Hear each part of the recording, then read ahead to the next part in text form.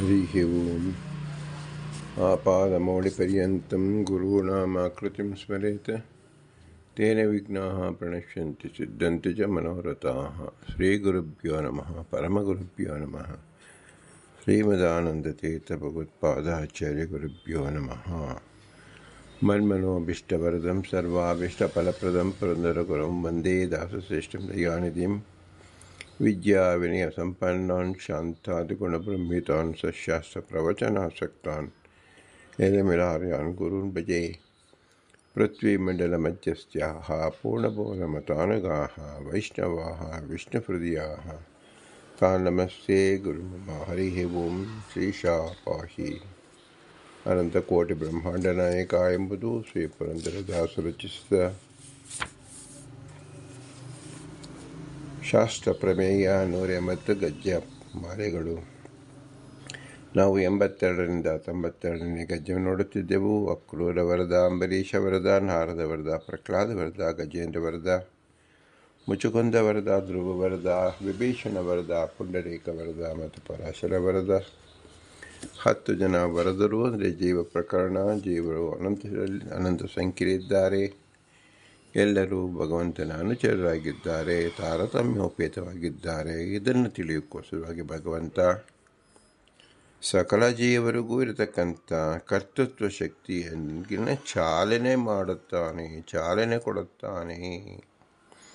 ಇದನ್ನು ಸಂಕಲ್ಪಿಸುತ್ತಾನೆ ಅಥವಾ ಪ್ರೋತ್ಸಾಹಿಸುತ್ತಾನೆ ಅಥವಾ ಎಚ್ಚರಗೊಳಿಸುತ್ತಾನೆ ಅಥವಾ ಬೋಧಿಸುತ್ತಾನೆ ಅಂತ ಏನು ಹೇಳಿದರೂ ಸಹ ಇಲ್ಲಿರತಕ್ಕಂಥ ಕರ್ತೃತ್ವವನ್ನು ನಾವು ಬಳಸಿಕೊಳ್ಳುವಂತೆ ಭಗವಂತ ಇಚ್ಛಿಸುತ್ತಾನೆ ಅಂತ ಅರ್ಥ. ಹೀಗೆ ನಾವು ಜೀವರ ಕರ್ತೃತ್ವವನ್ನು ಎಲ್ಲಿಯ ತನಕ ನಾವು ಸುಸ್ಪಷ್ಟವಾಗಿ ತಿಳಿಯುವುದಿಲ್ಲವೋ ಅಲ್ಲಿಯ ತನಕ ತಾರತಮ್ಯ ಎಂಬತಕ್ಕಂಥದ್ದು ಕೇವಲ ಶಬ್ದ ರೂಪದಲ್ಲಿ ತಿಳಿದುಕೊಂಡಿರುತ್ತೇವೆ, ಅರ್ಥರೂಪದಲ್ಲಿ ತಿಳಿಯಲು ಸಾಧ್ಯವಾಗುವುದಿಲ್ಲ. ನಾವು ಕರ್ತೃತ್ವ ಎಂಬತಕ್ಕಂಥದ್ದು ನಮ್ಮ ಮನಸ್ಸಿನಲ್ಲಿ ನಿಶ್ಚಿತವಾದಾಗ, ಮನುಷ್ಯರಾಗಿದ್ದಾಗ ಏನು ಮಾಡಬೇಕು ಎಂಬ ಕರ್ತವ್ಯವನ್ನು ನಾವು ಎಂದು ಪ್ರಾರಂಭಿಸುತ್ತೇವೆಯೋ ಅಂದಿನಿಂದ ಮಾಡಬೇಕಾದ ಪ್ರಪ್ರಥಮ ಪಾಠ ಏನು ಎಂಬುದನ್ನು ಇನ್ನು ಕೆಲವು ದಿನಗಳಲ್ಲಿ ನಾವು ಚಿಂತಿಸೋಣ.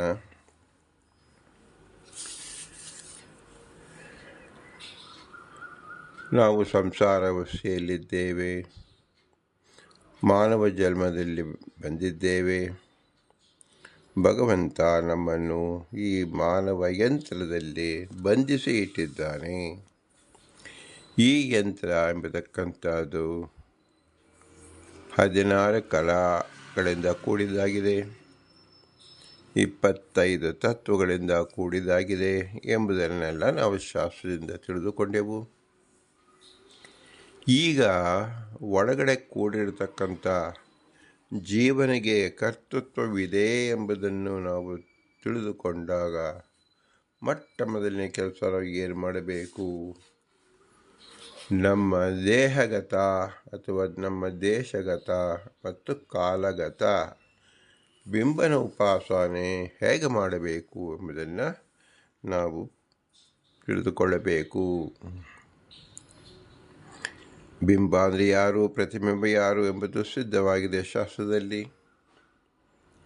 ಆ ಬಿಂಬನೇ ನಮ್ಮ ಹೃದಯ ಕಮಲದಲ್ಲಿದ್ದಾನೆ, ಅವನಿಂದಲೇ ನಾವು ಕೈಕಾಲಲ್ಲಾಡಿಸುತ್ತಿದ್ದೇವೆ ಎಂಬುದು ನಿಶ್ಚಿತವಾದ ಮೇಲೆ, ಕರ್ತೃತ್ವವೂ ನಿಶ್ಚಿತವಾದ ಮೇಲೆ, ನಾವು ಹುಟ್ಟಂದಿನಿಂದ ಇಂದಿನವರೆಗೂ ಈ ಸ್ಥಿತಿ, ಈ ಕಾಲಮಾನಕ್ಕೆ ಬಂದಿದ್ದೇವೆ. ಈಗ ಕರ್ತೃತ್ವದ ಪ್ರಯೋಗ ಹೇಗೆ ಮಾಡುವುದು ಅಂದರೆ, ನಾವು ಎಲ್ಲಿದ್ದೇವೆ ಅಂದರೆ, ನಾವು ನೋಡುವಾಗ ಒಂದು ದೇಶ ಮತ್ತು ಕಾಲ, ಒಂದು ಆಕಾಶ, ಒಂದು ಭೂಮಿ, ಇದರ ಮಧ್ಯೆಯಲ್ಲಿ ಇರುತ್ತೇವೆ. ನಾವು ಇಲ್ಲಿದ್ದೇವೆ ಅಂತ ಹೇಳಿದಾಗ ಒಂದು ದೇಶವನ್ನು ಹೇಳಬೇಕು, ಈ ಕಾಲದಲ್ಲಿದ್ದೇವೆ ಎಂದು ಹೇಳುವಾಗ ಒಂದು ಕಾಲವನ್ನು ಹೇಳಬೇಕು. ಈ ಭೂಮಿಯ ಮೇಲಿದ್ದೇವೆ ಅಂತ ಭೂಮಿಯ ಒಂದು ಆಕಾರವನ್ನು ಹೇಳಬೇಕು. ಈ ಆಕಾಶದ ಅಡಿಯಲ್ಲಿದ್ದೇವೆ ಅಂತ ಹೇಳಿದಾಗ ಆಕಾಶದಲ್ಲಿ ಆಗತಕ್ಕಂಥ ಪರಿಣಾಮವನ್ನು ನಾವು ಬೆಳಗ್ಗೆ ಇದ್ದೇವೆಯೋ, ಮಧ್ಯಾಹ್ನ ಇದ್ದೇವೆಯೋ, ಸಾಯಂಕಾಲ ಇದ್ದೇವೆಯೋ, ರಾತ್ರಿ ಇದ್ದೇವೆಯೋ ಎಂಬುದನ್ನು ನಾವು ತಿಳಿಸಿಕೊಳ್ಳಬೇಕು. ಇದು ಮೊದಲೇ ಕೆಲಸ. ಮೊದಲು ಕಾಲದ ಪರಿಚಯವನ್ನು ಮಾಡಿಕೊಳ್ಳೋಣ. ಕಾಲದಲ್ಲಿ ಕಾಲನಾದವ ನಮ್ಮ ಬಿಂಬ. ನಾವು ಯಾವುದೇ ಕಾಲವನ್ನು ಹೇಳಿದಾಗೂ ಸಹ ಆ ಕಾಲ ಎಂಬುದು ಮತ್ತೊಂದು ಕಾಲದಲ್ಲಿ ಇದೆ. ನಾವಿರುವ ಕಾಲ ಇನ್ನೊಂದು ಕಾಲದಲ್ಲಿ ಇದೆ. ನಾವು ಈ ಒಂದು ಕ್ಷಣವನ್ನು ಗುರುತಿಸಿಕೊಳ್ಳುತ್ತಿದ್ದೇವೆ. ಈ ಕ್ಷಣ ಎಂಬತಕ್ಕಂಥದ್ದು ಆ ಕಾಲ ಎಂಬ ಅವ್ಯಯಾತ್ಮಕವಾದ ಅವಿಚ್ಛಿನ್ನವಾದ ಕಾಲದಲ್ಲಿ ಇದು ಒಂದು ಭಾಗವಾಗಿದೆ. ಕಾಲ ನಿತ್ಯವಾದರೂ ಸಹ, ಅಪರಿಚ್ಛಿನ್ನವಾದರೂ ಸಹ ಚಿನ್ನವಾಗಿ ನಾವು ಕಾಣುವಂತಾಗಿದೆ. ಇದರರ್ಥ ಏನು? ಕಾಲ ಎಂಬುದು ನಿತ್ಯ, ಕಾಲ ಎಂಬುದು ಅಳಿದು ಹೋಗುವುದಿಲ್ಲ. ನಾವು ಹುಟ್ಟಿದ ಪೂರ್ವದಲ್ಲೂ ಕಾಲ ಇತ್ತು, ಹುಟ್ಟುವಾಗಲೂ ಕಾಲವಿತ್ತು, ಬೆಳೆಯುವಾಗಲೂ ಕಾಲವಿದೆ, ಸಾಯುವಾಗಲೂ ಕಾಲವಿದೆ, ಸತ್ತ ನಂತರವೂ ಕಾಲವಿದೆ. ಆದ್ದರಿಂದ ನಮಗೆ ಕಾಲದ ಸಂಬಂಧ ಎಂಬತಕ್ಕಂಥದ್ದು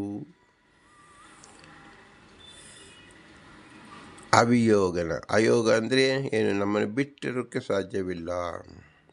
ಕಾಲದ ಸಂಬಂಧ ನಮಗೆ ಇದೆ.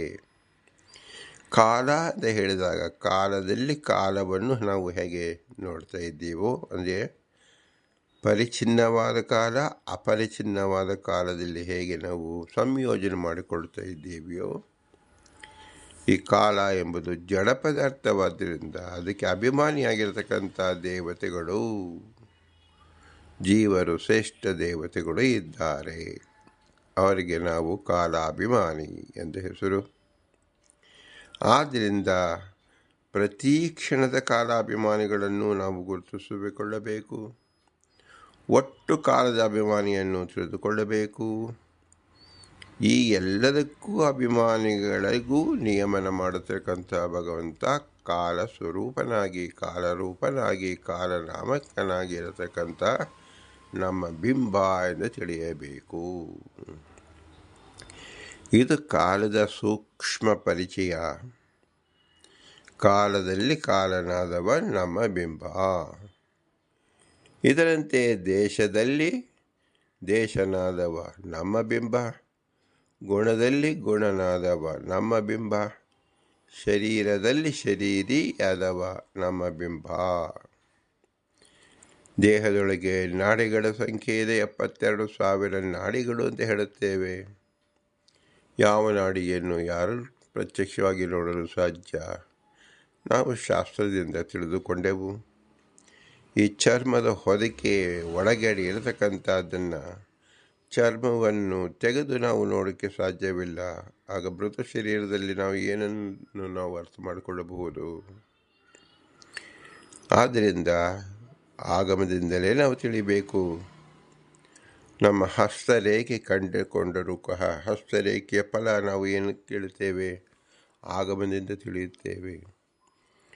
ಆಗಮ ಫಲವನ್ನು ಹೇಳುವುದು ಯಾವುದನ್ನು ಅನುಸರಿಸಿ? ನಮ್ಮ ಹಸ್ತರೇಖೆ ಎಲ್ಲಿದೆ? ನಮ್ಮ ಹಸ್ತದಲ್ಲಿದೆ. ಹಾಗಾದರೆ ನಮ್ಮ ಹಸ್ತದಲ್ಲಿರುವುದನ್ನು ಶಾಸ್ತ್ರದ ನಡನೆ ಸಂಪರ್ಕ ಹೇಗಾಯಿತು ಅಂದರೆ, ಇದರ ಫಲವನ್ನು ತಿಳಿದುಕೊಳ್ಳೋಕ್ಕೆ ನಮಗೆ ಶಾಸ್ತ್ರದ ನೆರವು ಬೇಕಾಗಿತ್ತು. ನಮ್ಮ ಹಸ್ತವೇ, ಅದರ ಫಲ ಆಗಮದಿಂದ ಮಾತ್ರ ವೇದ್ಯ. ಈ ಉದಾಹರಣೆಯಿಂದ ನಾವು ನಮ್ಮ ದೇಹದೊಳಗಿರೋ ನಾಡಿಗಳು 72,000, ಅದರ ಪರಿಚಯ ಮಾಡಿಕೊಳ್ಳೋದಕ್ಕೆ ಶಾಸ್ತ್ರದ ಅಭ್ಯಾಸ ನಿರಂತರ. ದೇಹದೊಳಗೆ ನಾಡಿಗಳಿದೆ, ದೇಶದೊಳಗೆ ನದಿಗಳು ಇದೆ, ನದ ಮತ್ತು ನದಿಗಳು ಇದೆ. ನಮ್ಮ ಚರ್ಮದ ಹೊರಗಡೆ ಇರತಕ್ಕಂಥ ರೋಮಕೂಪಗಳು ಎಷ್ಟಿದೆ? 9 ಕೋಟಿ ತೀರ್ಥೋದ್ಭವ ಆಗತಕ್ಕಂಥ ರೋಮಕೂಪಗಳಿದೆ. ರೋಮಕೂಪಗಳು ಎಲ್ಲವೂ ಸಹ ಹೊರಗಡೆ ಬ್ರಹ್ಮಾಂಡದಲ್ಲಿದ್ದಂತೆ ನದಿಗಳಾಗಿದೆ. ನಾವು ಪೃಥ್ವಿಯಲ್ಲಿ ಎಲ್ಲಿ ತಗ್ಗು ಇರುತ್ತೋ ಅಲ್ಲಿ ನೀರು ನಿಂತಿರುತ್ತೆ. ಹೆಚ್ಚಾದ ತಗ್ಗು ಯಾವುದು? ಸಮುದ್ರ. ಅದು ಸಮುದ್ರ ಅನ್ನುತ್ತೇವೆ. ಎಲ್ಲಿ ಹರಿದು ಹೋಗ್ತಾ ಇರುತ್ತೋ ಅದಕ್ಕೆ ನದಿ ಎನ್ನುತ್ತೇವೆ. ಹಾಗೆ ನಮ್ಮ ಶರೀರದಲ್ಲಿ 9 ಕೋಟಿ ರೋಮಗಳ ಕೂಪ ಇದೆ, ಹಳ್ಳವಿದೆ. ಅಲ್ಲಿ ನೀರು ನಿಂತಿರೋ ಬದಲು ಕೂದಲು ನಿಂತಿದೆ. ಈ ಕೂದಲು ಏನನ್ನು ತೋರಿಸ್ಕೊಡ್ತಾ ಇದೆ? ನೀರಿನ ಆಶ್ರಯ ಪಡೆದು ನಾ ಇದ್ದೇನೆ ಎಂಬುದು ಒಂದೊಂದು ರೋಮವೂ ತೋರಿಸ್ಕೊಡ್ತಾ ಇದೆ. ಇದು ಭಗವಂತ ಈ ಚರ್ಮದ ಹೊದಿಕೆಯಲ್ಲಿ ತನ್ನ ವಿಶ್ವ ದರ್ಶನವನ್ನು ಮಾಡಿರ್ತಕ್ಕಂಥ ಬಗೆಯಾಗಿದೆ. ಯಾರೂ ತಮ್ಮ 9 ಕೋಟಿಯನ್ನು ಸಂಖ್ಯಾರೂಪವಾಗಿ ಎಣಿಸಿ ಮೋಕ್ಷವನ್ನು ಪಡೆಯಲು ಸಾಧ್ಯವಿಲ್ಲ. ಇದೇ ಎಂಬುದು ನಮ್ಮ ಚರ್ಮದಲ್ಲಿ ಕಂಡರೂ ಅದನ್ನು ಸಾಕಲ್ಯನ ತಿಳಿದುಕೊಳ್ಳೋದಕ್ಕೆ ನಮ್ಮ ಶಾಸ್ತ್ರದಿಂದಲೇ ನಾವು ಗಟ್ಟಿ ಮಾಡಿಕೊಳ್ಳಬೇಕು. ಅದರಂತೆ ಬ್ರಹ್ಮಾಂಡದಲ್ಲಿರತಕ್ಕಂಥ 9 ಕೋಟಿ ತೀರ್ಥಗಳು. ಯಾಕೆ ನಾವು ತೀರ್ಥಗಳು ಅಂತ ಹೇಳ್ತೀವಿ ಅಂದರೆ, ಎಲ್ಲೆಲ್ಲಿ ನಾವು ತೀರ್ಥವನ್ನು ನೋಡ್ತೀವಿ ಅಲ್ಲಿ ಅಭಿಮಾನಿ ದೇವತೆಗಳಿರುತ್ತಾರೆ. ಅಲ್ಲಿದ್ದು ಏನು ಮಾಡ್ತಾರೆ? ಅಲ್ಲಿ ಭಗವಂತನ ಆರಾಧನೆ ಮಾಡಿ ಭಗವಂತನ ಸಾಕ್ಷಾತ್ಕಾರ ಮಾಡಿಕೊಂಡು ಈ ಒಂದು ಜಾಗ ನಿನ್ನ ಹೆಸರಿಂದ ಸ್ಥಾಪಿತವಾಗಲಿ, ಇಲ್ಲಿ ಈ ತೀರ್ಥಕ್ಕೆ ಈ ಪಾವಿತ್ರ್ಯತೆ ಉಂಟಾಗಲಿ ಎಂದು ಅವರು ಬೇಡಿಕೊಂಡಿರೋದ್ರಿಂದ ನಾವು ಗಂಗಾ, ಗೋದಾವರಿ, ಕಪಿಲ, ಕಾವೇರಿ, ಕುಂತಿ, ಹೇಮವತಿ, ಹರಿದ್ವತಿ, ನೇತ್ರವತಿ, ಸುಜ್ಯೋತಿ, ಕನಕಾವತಿ, ತಾಮ್ರಪರ್ಣಿ, ಭಾರದ್ವಾಜ ಮುಂತಾದ 66 ನದಿಗಳು ನಾರದ ಪುರಾಣದಲ್ಲಿ ಹೇಳಿರುವಂತೆ ಇನ್ನು ಅನಂತ ನದಿಗಳು ಇಡೀ ಭೂಮಂಡಲದಲ್ಲಿದೆ. ಇದರಂತೆ ಇನ್ನು 7 ಖಂಡಗಳೇನಿದೆ, ಇಳಾವರ್ತ ಖಂಡ, ಹರಿವಂಶ ಖಂಡ, ಎಲ್ಲ ಬೇರೆ ಬೇರೆ ಖಂಡಗಳಲ್ಲೂ ಸಹ ಈ ರೀತಿ ಅಭಿಮಾನಿಗಳಾದ ದೇವತೆಗಳನ್ನು ಪ್ರಾರ್ಥನೆಯಂತೆ ಭಗವಂತ ಅಲ್ಲಿ ತೀರ್ಥ ರೂಪದಲ್ಲಿ ಇರುತ್ತಾನೆ. ಆದ್ದರಿಂದ ನಾವು ಯಾವುದೇ ತೀರ್ಥ ಸ್ನಾನವನ್ನು ಮಾಡುವಾಗ ಆ ತೀರ್ಥದ ಸ್ವಾಮಿಯನ್ನು ನಾವು ದ್ರವರೂಪೇಣ ತಿಷ್ಠತಿ, ದ್ರವರೂಪದಿಂದ ಇದ್ದಾನೆ ಭಗವಂತ ಎಂಬ ಚಿಂತನೆ ಮಾಡುತ್ತೇವೆ. ಆ ಚಿಂತನೆಯನ್ನು ನಾವು ನಮ್ಮ ಶರೀರದಲ್ಲೇ ಮಾಡಬಹುದು. ಅದಕ್ಕೋಸ್ಕರವಾಗಿ 9 ಕೋಟಿ ರೋಮಕೂಪಗಳಿದೆ. ಅದನ್ನು ನಾವು ನಾಡಿ ಎಂದು ಹಿಂದೆ ನಾವು ಸಂಕ್ಷಿಪ್ತವಾಗಿ ತಿಳಿದುಕೊಂಡಿದ್ದೇವೆ.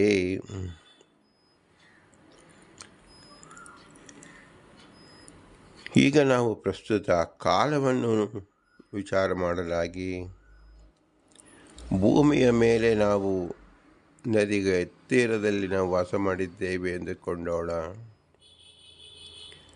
ತಲೆ ಎತ್ತಿದಾಗ ನಮಗೆ ಕಾಣುವುದು ಆಕಾಶ, ಅವಕಾಶಪ್ರದ ಆಕಾಶ. ಆಕಾಶದಲ್ಲಿ ನಾವು ಏನು ಕಾಣುತ್ತೇವೆ? ಯಾವ ಆಕಾಶದಲ್ಲಿ ಸ್ಥಿತವಾಗಿರತಕ್ಕಂಥ ದೇವತೆಗಳ ಖಂಡನ, ದೇವತೆಗಳ ಅವರಿಗೆ ಇರತಕ್ಕಂಥ ಜಡ ಪದಾರ್ಥವಾದ ಲೋಕಗಳನ್ನು ನೋಡುತ್ತೇವೆ. ಲೋಕ ಎಂದರೆ ಶರೀರ ಎಂದರ್ಥ. ಮನುಷ್ಯ ಲೋಕ ಅಂದರೆ ಮನುಷ್ಯನ ಶರೀರ. ಈ ಬ್ರಹ್ಮಾಂಡವು ಮನುಷ್ಯ ಲೋಕ ಅಂದರೆ ಈ ಲೋಕದಲ್ಲಿ ಈ ಬ್ರಹ್ಮಾಂಡದಲ್ಲಿ ಅಂದರೆ ವಿಶ್ವದಲ್ಲಿ ಮನುಷ್ಯರು ವಾಸ ಮಾಡತಕ್ಕಂಥವರು. ಅದಂತೆ ಏನು ಸೂಕ್ಷ್ಮವಾಗಿ ನೋಡಿದರೆ ಲೋಕ ಅಂದರೆ ಈ ಶರೀರ, ಪಾರ್ಥಿವ ಶರೀರ, ಇಲ್ಲಿ ಜೀವ ವಾಸ ಮಾಡಿಕೊಂಡಿರುವುದು. ಇನ್ನೂ ಸೂಕ್ಷ್ಮವಾಗಿ ನೋಡಿದರೆ ಲಿಂಗ ಶರೀರ, ಅನಿರುದ್ಧ ಶರೀರ ಮತ್ತು ಸ್ವರೂಪ. ಈ ರೀತಿಯಲ್ಲಿ ನಾವು ನೋಡ್ತಾ ಹೋದರೆ ಲೋಕ ಅಂತ ಹೇಳಿದಾಗ ನಮಗೆ ಇರಲು ಆಶ್ರಯವಾದ ದೇಶವನ್ನು ನಾವು ಹೇಳಬಹುದು. ಹಾಗೆ ಆಕಾಶಕಾಯಗಳಲ್ಲಿ ನಾವು ನೋಡ್ತಕ್ಕಂಥದ್ದು ಸೂರ್ಯನ ಲೋಕ, ಚಂದ್ರನ ಲೋಕ, ನಕ್ಷತ್ರಗಳ ಲೋಕ, ಗ್ರಹಗಳ ಲೋಕವನ್ನು ನೋಡುತ್ತೇವೆ. ಸೂರ್ಯನಿಂದ ಹಗಲು ಮತ್ತು ರಾತ್ರಿಗಳಾಗುತ್ತದೆ, ಚಂದ್ರನಿಂದ ರಾತ್ರಿಯನ್ನು ಗುರುತಿಸುತ್ತೇವೆ, ನಕ್ಷತ್ರಗಳಿಂದ ರಾತ್ರಿಯನ್ನು ಗುರುತಿಸುತ್ತೇವೆ. ನಕ್ಷತ್ರ ಎಂಬತಕ್ಕಂಥದ್ದು ಹಗಲು ಇರುತ್ತೆ, ರಾತ್ರಿ ಇರುತ್ತೆ, ಆದರೆ ನಮಗೆ ಕಾಣಿಸುವುದು ಕೇವಲ ರಾತ್ರಿ ಮಾತ್ರ. ಚಂದ್ರನು ಹಗಲು ಇರುತ್ತಾನೆ ಮತ್ತು ರಾತ್ರಿ ಇರುತ್ತಾನೆ, ಆದರೆ ಅವನ ಪ್ರಕಾಶ ಕಾಣಿಸುವುದು ರಾತ್ರಿಯಲ್ಲಿ ಮಾತ್ರ. ಸೂರ್ಯನು ಹಗಲಿನಲ್ಲಿ ಮಾತ್ರ ಕಾಣಿಸಿಕೊಳ್ಳುತ್ತಾನೆ. ಇದನ್ನು ನಾವು ಹಗಲು, ದಿನಕರ, ದಿನ ಎಂದು ಹೆಸರು ಹೇಳ್ತೇವೆ. ഇരുಳು ಅಂದರೆ ಚಂದ್ರನಿಗೆ ಸಂಬಂಧಪಟ್ಟಿದ್ದನ್ನು ഇരുಳು, ರಾತ್ರಿ ಎನ್ನುತ್ತೇವೆ. ಇಡೀ ದಿನ ಸಂಬಂಧಪಟ್ಟಿದ್ದು ನಕ್ಷತ್ರಗಳಿಗೆ. ನಕ್ಷತ್ರಗಳಲ್ಲಿ ಅನೇಕ ಗ್ರಹಗಳು ಇರುತ್ತದೆ. ಈ ಗ್ರಹಗಳು ಆಕಾಶ ಕಾಯಕವಾಗಿರುವಂತೆ ನಮ್ಮ ಶರೀರದ ಮೇಲೆಯೂ ಸಹ ಅದರ ಪ್ರಭಾವವನ್ನು ಬೀರುತ್ತಾ ಇರುತ್ತದೆ. ಉದಾಹರಣೆಗೆ, ಸೂರ್ಯನಿಂದ ಹೇಗೆ ನಾವು ಪ್ರಕಾಶವನ್ನು ನೋಡುತ್ತೇವೆಯೋ, ಶಾಖವನ್ನು ನೋಡುತ್ತೇವೆಯೋ, ಎಲ್ಲ ಜೀವರು ಬದುಕಿರುವುದು ಸೂರ್ಯನಿಂದ. ಅಂದರೆ ಆ ಸೂರ್ಯನೇ ನಮ್ಮ ಕಣ್ಣಿನಲ್ಲಿ ನಿಂತು ನಮ್ಮನ್ನು ಬದುಕಿಸಿದ್ದಾನೆ, ನಮ್ಮ ಸಂಸಾರ ಚರ್ಯನ್ನು ನಡೆಸುತ್ತಿದ್ದಾನೆ. ಚಂದ್ರನೇ ಕಿವಿಯಲ್ಲಿ ಕೇಳಿಸುತ್ತಿದ್ದಾನೆ, ವರ್ಣದೇವರು ನಾಲಿಗೆಯಲ್ಲಿ ರುಚಿಯನ್ನು ತರಿಸುತ್ತಿದ್ದಾರೆ. ಹೀಗೆ ಆಕಾಶದಲ್ಲಿ ಕಾಣಬಹುದಾಗಿರತಕ್ಕಂಥ ಸೂರ್ಯ, ಚಂದ್ರ, ವಾಯು, ವರುಣ ಗ್ರಹಗಳೆಲ್ಲವೂ ನಮ್ಮ ಪಿಂಡಾಂಡದಲ್ಲಿಯೇ ಇದೆ. ಆ ಮಹಲ್ಲೋಕ ಅಂದರೆ ಯಾವುದು? ಮಹತ್ತಾದ ಲೋಕ. ಆಕಾಶಕಾಯಗಳು ನಮ್ಮ ಪಿಂಡಾಂಡನ ಈ ಶರೀರದಲ್ಲೇ ಸ್ಥಾಪಿತವಾಗಿದೆ. ಹೇಗಿದೆ ಅಂದರೆ ಅಭಿಮನ್ಯುಗಳಾಗಿ ಅಭಿಮಾನ್ಯವನ್ನು ಹೊಂದಿದೆ. ಭಗವಂತನ ಆಜ್ಞಾರೂಪಕವಾಗಿ ನಮ್ಮ ಶರೀರದಲ್ಲಿ ಅಭಿಮಾನಿಗಳಾಗಿದ್ದಾರೆ ಎಂದರ್ಥ. ಈ ಅಭಿಮಾನಿಗಳಾದಾಗ ನಾವು ಹುಟ್ಟಂದಿನಿಂದ ಒಂದೊಂದೇ ಇಂಚು ನಾವು ದೇಹ, ಈ ಶರೀರ ಬೆಳೆಯುತ್ತಾ ಹೋಗುತ್ತೆ. ಬೆಳೆಯುತ್ತಾ ಹೋಗೋದಕ್ಕೆ ಭೂಮಿಯಲ್ಲಿ ಬೆಳೆದ ಅನ್ನ ಕಾರಣವಾಗುತ್ತದೆ. ಮಳೆಯಿಂದ ಅನ್ನ, ಅನ್ನದಿಂದ ನಮಗೆ ಶಕ್ತಿ ಬರುತ್ತದೆ.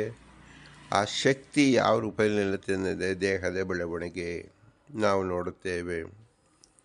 ಆದ್ದರಿಂದ ಅನ್ನದಲ್ಲಿ ರಸರೂಪನಾಗಿ ದೇವತೆಗಳಿದ್ದಾರೆ, ಭಗವಂತನಿದ್ದಾನೆ.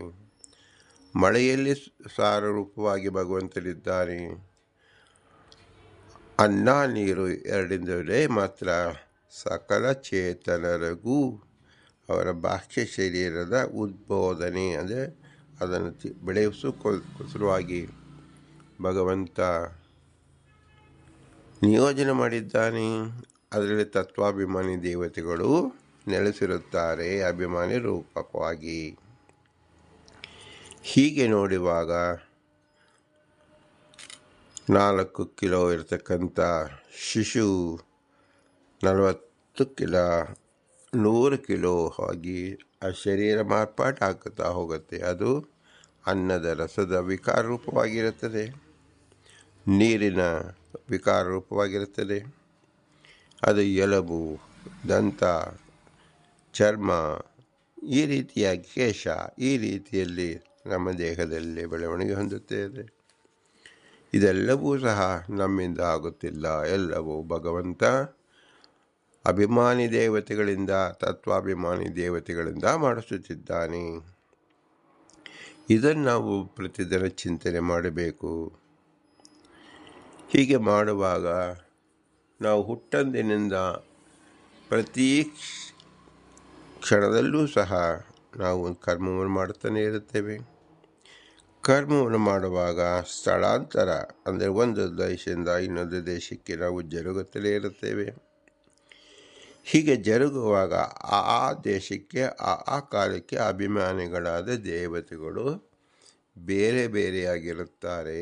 ಅವರು ನಮ್ಮನ್ನು ಎಳೆದುಕೊಂಡು ಹೋಗುತ್ತಾರೆ ಎಂದರ್ಥ. ನಿನ್ನೆ ರಾತ್ರಿಯಿಂದ ಇವತ್ತು ಬಂದೆವು ಅಂದರೆ ನಿನ್ನೆ ಅಭಿಮಾನಿ ದೇವತೆಗಳು ಇಂದಿನ ಅಭಿಮಾನಿ ದೇವತೆಗಳಿಗೆ ಒಪ್ಪಿಸಿದರು. ಇಂದಿನ ಅಭಿಮಾನಿ ದೇವತೆಗಳು ನಾಳಿನ ಅಭಿಮಾನಿಗಳಿಗೆ ಒಪ್ಪಿಸುತ್ತಾರೆ. ಹೀಗೆ ನಿರಂತರ ಪ್ರವಾಹ ರೂಪವಾಗಿ ನಮ್ಮ ದೇಹ ಬೆಳೆಯುತ್ತಿದೆ. ದೇಹ ಬೆಳೆಯುವಾಗ ಅನೇಕ ಗ್ರಹಗಳು ಇದರ ಮೇಲೆ ದೃಷ್ಟಿಯನ್ನು ಬೀರುತ್ತಾರೆ. ಸೂರ್ಯನಿರಬಹುದು, ಚಂದ್ರನಿರಬಹುದು, ವರ್ಣನಿರಬಹುದು, ಗಾಳಿ ಇರಬಹುದು, ಪೃಥ್ವಿ ಇರಬಹುದು. ಹೀಗೆ ಈ ಪ್ರಭಾವವನ್ನು ಬೀರತಕ್ಕಂಥ ದೇವತೆಗಳು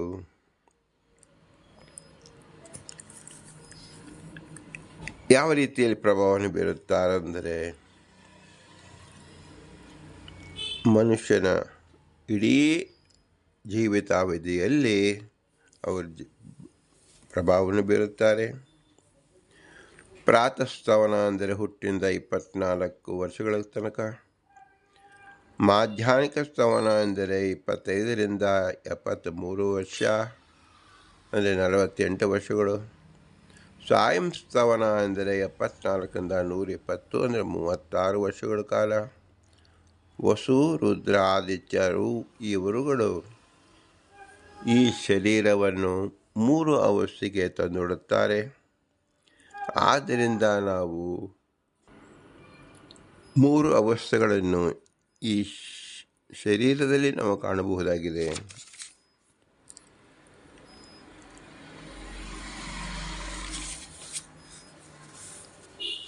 ಇವುಗಳು ಹಗಲು ಮತ್ತು ರಾತ್ರಿ ಈ 2 ಕಾಲದಲ್ಲಿ ಪರಿಣಾಮವನ್ನು ಹೊಂದುತ್ತಾ ಹೋಗುತ್ತದೆ. ಆದ್ದರಿಂದ ಹಗಲು ಮತ್ತು ರಾತ್ರಿಯ ಸಂಬಂಧಪಟ್ಟ ವಿಷಯವನ್ನು ನಾವು ತಿಳಿದುಕೊಳ್ಳುವುದಕ್ಕೆ ಅಹೋರಾತ್ರಿ ವಿಷಯ ಎಂದು ಹೆಸರು. ಅದನ್ನು ಹೋರಾಶಾಸ್ತ್ರ ಎಂದು ಹೆಸರು. ಅದನ್ನೇ ಜ್ಯೋತಿಷ್ಯ ಅಂತ ನಾವು ಕರೆಯುತ್ತೇವೆ. ಈ ಹೋರ ಎಂದರೆ ಏನು? ಗ್ರಹ ಸಂಪತ್ತಿಗಳು ಎಂದು ಹೆಸರು. ಗ್ರಹ ಸಂಪತ್ತಿಗಳು ಅಂದರೆ ಯಾವುದು? ವಾರ, ತಿಥಿ, ನಕ್ಷತ್ರ, ಯೋಗ, ಕರ್ಣ ಇದರ ಚಿಂತನೆ ಮಾಡಿಕೊಳ್ಳೋದು. ಇಲ್ಲಿ ನವಗ್ರಹಗಳು ಇದೆ. 120 ಮನುಷ್ಯನ ವರ್ಷಗಳಿಗೆ 81 ಕಾಂಬಿನೇಷನ್ ಅಂದರೆ ಪ್ರತಿಯೊಂದು ಗ್ರಹಗಳು ಅದರ ದಶೆ ಮತ್ತು ಪ್ರತಿಯೊಂದು ಗ್ರಹಗಳಿಗೆ ಭುಕ್ತಿ ಅಂದರೆ ಮತ್ತೆ 9 ಗ್ರಹಗಳು ಅದರದೊಂದಿಗೆ ಸಂಯೋಗವಾಗುವುದಕ್ಕೆ ಭುಕ್ತಿ ಅಂತ ಹೆಸರು. ಹೀಗೆ 9 ಗ್ರಹಗಳು ಮತ್ತು 9 ದಶೆ 9 ಭುಕ್ತಿಯನ್ನು ನಾವು ಸಂಯೋಜನೆ ಮಾಡಿಕೊಂಡು ನೋಡಿದಾಗ ಅದೇ 120 ವರ್ಷಗಳಿಗೆ ಒದಗುವ 81 ದಶಾಭುಕ್ತಿಗಳು. ಇದನ್ನು ನಾವು ಸಾಮಾನ್ಯ ಜ್ಯೋತಿಷ್ಯ ಅಂತ ತಿಳಿಯಬಹುದು. ಇದರಲ್ಲಿ ಮುಖ್ಯವಾಗಿ ನಾವು ಬೆಳಗ್ಗೆ ಎದ್ದ ಕೂಡಲೇ ಕರವನ್ನು ಉಜ್ಜಿಕೊಂಡು ನಾವೊಂದು ಶ್ಲೋಕವನ್ನು ಹೇಳುವ ವಾಡಿಕೆ ಇದೆ. ಕರಾಗ್ರೆ ವಸತೆ ಲಕ್ಷ್ಮೀ, ಕರಮೂಲೆ ಸರಸ್ವತಿ.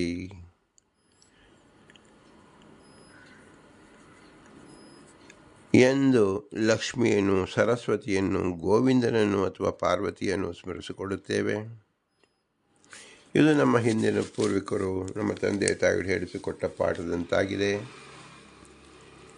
ಇದನ್ನು ಯಾಕೆ ನಾವು ಕರಾಗ್ರೆ ವಸತೆ ಲಕ್ಷ್ಮಿ ಅಂತ ಹೇಳ್ತೀವಿ ಅಂದರೆ, ಭಗವಂತನ ನಿತ್ಯಾಭಿಯೋಗಿನಿಯಾದ ಪ್ರಕೃತಿ ಅಭಿಮಾನಿಯಾದ ಯಾವ ಮಹಾಲಕ್ಷ್ಮಿ ಇಡೀ ಬ್ರಹ್ಮಾಂಡಕ್ಕೆ ಆ ಸೂತ್ರವನ್ನು ಹಿಡಿದುಕೊಂಡು ಕಾರ್ಯವನ್ನು ಮಾಡ್ತಾ ಇದ್ದಾಳೆ.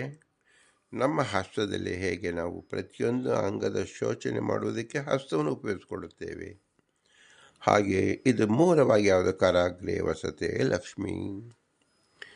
ಲಕ್ಷ್ಮಿ ಅಭಿಮಾನ್ಯವಾಗಿರ್ತಕ್ಕಂಥ ದೇವತಾ ಅಂದರೆ ಲಕ್ಷ್ಮೀ ದೇವಿ. ಹೀಗೆ ನಾವು ದೇವಿ ಸರಸ್ವತಿ ಮತ್ತು ಪಾರ್ವತಿ ಮತ್ತು ಗೋವಿಂದನನ್ನು ನಾವು ಸ್ಮರಣೆ ಮಾಡಿಕೊಳ್ಳಬೇಕು. ಈ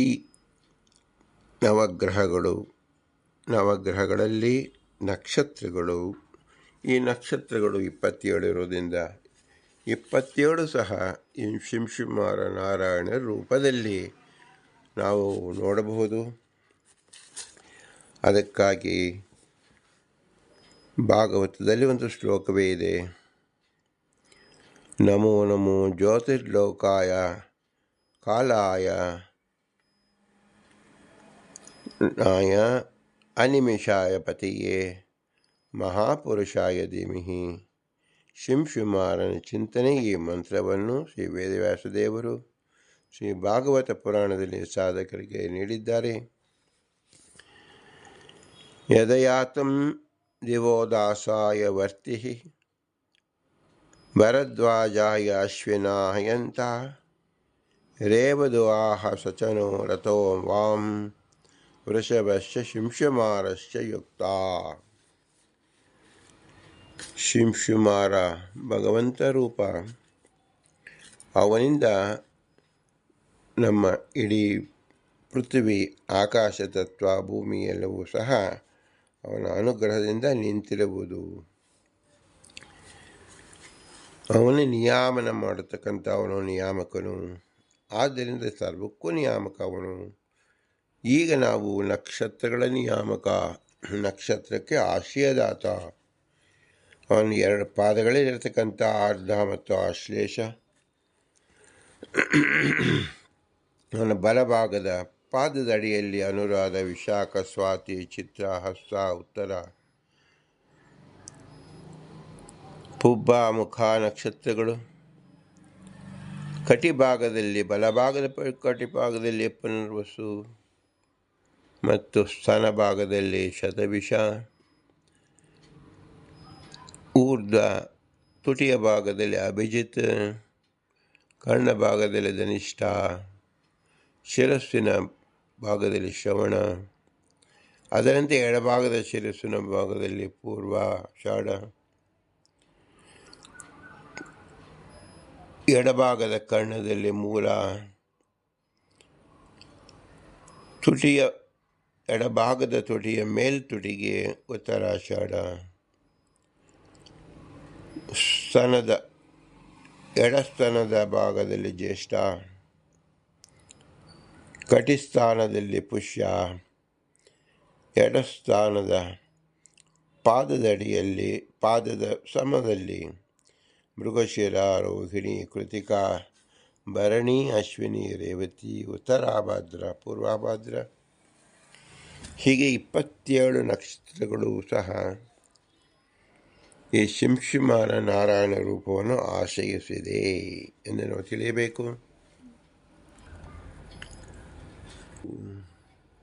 ಪ್ರತಿದಿನವೂ ನಕ್ಷತ್ರದಿಂದ ಕೂಡಿರುತ್ತದೆ, ವಾರದಿಂದ ಕೂಡಿರುತ್ತದೆ, ಯೋಗದಿಂದ ಕೂಡಿರುತ್ತದೆ, ಕರಣದಿಂದ ಕೂಡಿರುತ್ತದೆ, ದಿನದಿಂದ ಕೂಡಿರುತ್ತದೆ, ತಿಥಿಯಿಂದ ಕೂಡಿರುತ್ತದೆ, ಪಕ್ಷದಿಂದ ಕೂಡಿರುತ್ತದೆ, ಅಯನದಿಂದ ಕೂಡಿರುತ್ತದೆ ಮತ್ತು ಸಂವತ್ಸರದಿಂದ ಕೂಡಿರುತ್ತದೆ. ಇದೆಲ್ಲವೂ ಸಹ ಆಯಾ ದೇವತೆಗಳು ಅಭಿಮಾನಿಗಳಾಗಿದ್ದಾರೆ. ಅವರಲ್ಲಿ ಭಗವಂತನ ರೂಪ ವಿಶೇಷ ಚಿಂತನೆ ನಾವು ಮಾಡಬೇಕು. ಇದು ಮೊಟ್ಟ ಮೊದಲಿಗೆ ನಾವು ಜೀವನ ಸ್ವತಂತ್ರ ಕರ್ತೃತ್ವ ತಿಳಿದಾಗ ಭಗವಂತ ಕೊಟ್ಟಿರ್ತಕ್ಕಂಥ ಕರ್ತೃತ್ವದಿಂದ ತಿಳಿಯಬೇಕಾದ್ದು ಈ ಅಭಿಮಾನಿ ದೇವತೆಗಳನ್ನು ಮತ್ತು ಅಭಿಮಾನಿ ದೇವತೆಗಳು ಉಪಾಸ್ಯ ಮೂರ್ತಿಯಾದ ಶ್ರೀಮನ್ನಾರಾಯಣ, ನಮ್ಮ ಬಿಂಬರೂಪಿಯಾದ ಭಗವಂತನನ್ನು ನಾವು ವಾಯುದೇವರ ಮುಖದಲ್ಲಿ ಭಗವದ್ ಅರ್ಚನೆ ಮಾಡಬೇಕು ಅಂತ ನಾವು ಕೇಳುತ್ತೇವೆ ಶಾಸ್ತ್ರದಲ್ಲಿ. ವಾಯುದೇವರು ಅವರ ಅನುಚರರಾಗಿ ದೇವತೆಗಳು ವಾಯುದೇವನು ಸೇವಿಸ್ತಾ ಇದ್ದಾರೆ. ಆದ್ದರಿಂದ ದೇವತೆಗಳನ್ನು ಮನುಷ್ಯರಾದವರು ಸೇವಿಸಬೇಕು. ಅವರನ್ನು ನಾವು ಗುರು ರೂಪದಲ್ಲಿ, ದೇವತೆಗಳ ರೂಪದಲ್ಲಿ ನಾವು ಅವರ ಮೂಲಕ ಭಗವಂತನನ್ನು ಆರಾಧಿಸಬೇಕು. ಇದು ನಮ್ಮ ಪ್ರತಿಯೊಬ್ಬ ಜೀವನ ಕರ್ತೃತ್ವ, ಅಧೀನ ಕರ್ತೃತ್ವ ಇದೆ ಎಂದ ಕೂಡಲೇ ಇದನ್ನು ಮನನ ಮಾಡತಕ್ಕಂಥದ್ದು ಅವಶ್ಯಕವಾಗಿದೆ. ಇದನ್ನು ಸಾಕಷ್ಟು ವಿಚಾರ ಮಾಡಬೇಕಾಗಿದೆ. ಇದು ವಿಚಾರ ಮಾಡುತ್ತಲೇ ಇದ್ದರೆ ಉಪಾಸನೆ ಎಂಬುದು ಎಂದಿಗೆ ಆಗುತ್ತದೆ. ಆದರೆ ಇದನ್ನು ಒಂದು ದಿನವಾದರೂ ನಮ್ಮ ಸಮಷ್ಟಿಯಾಗಿ ತಿಳಿದುಕೊಂಡಿರಬೇಕು.